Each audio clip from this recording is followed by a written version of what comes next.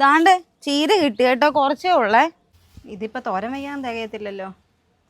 ഒരു കാര്യം ചെയ്യാം, തൈര് ഇരിപ്പുണ്ടല്ലോ, നമുക്ക് കറി വയ്ക്കാം. ചീരയും തൈരും കൂടെ കറി വെക്കുവോ? ആ പിന്നെ സൂപ്പർ ടേസ്റ്റാ. തന്നെയല്ല, ചൂട് സമയത്ത് നമുക്ക് തൈരൊക്കെ കഴിക്കുന്നത് നല്ലതല്ലേ, ശരീരത്തിന് നല്ലതല്ലേ. അപ്പം നമുക്ക് അത് തന്നെ ഉണ്ടാക്കാം.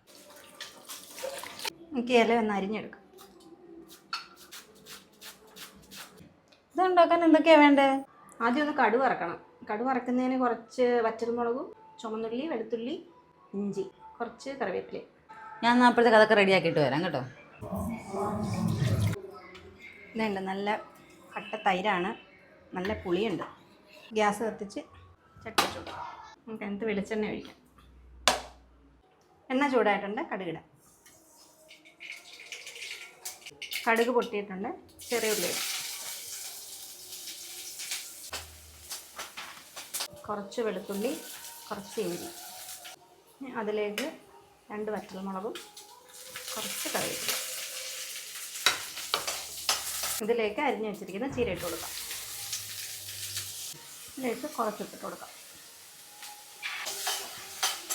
ഇതിലേക്കൊരു കുറച്ച് വെള്ളം. അതിൽ കടന്ന് ചീര ഒന്ന് വേവട്ടെ. നമ്മുടെ വെള്ളം വറ്റാറായിട്ടുണ്ട്, ചീരയൊക്കെ നല്ലതായിട്ട് വെന്തു. ഇനി നമുക്ക് മെയിൻ ഐറ്റം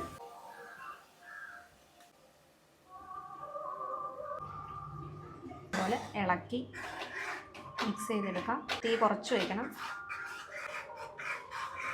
തൈര് ഒഴിച്ച് കഴിയുമ്പോഴേ നമുക്ക് അതിനാവശ്യത്തിനുള്ള ഉപ്പിട്ട് കൊടുക്കാം.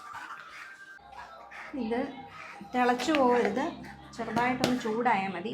അതിലേക്കൊരു നുള്ള് ഉലുവാപ്പൊടി, കുറച്ച് ജീരകത്തിൻ്റെ പൊടി.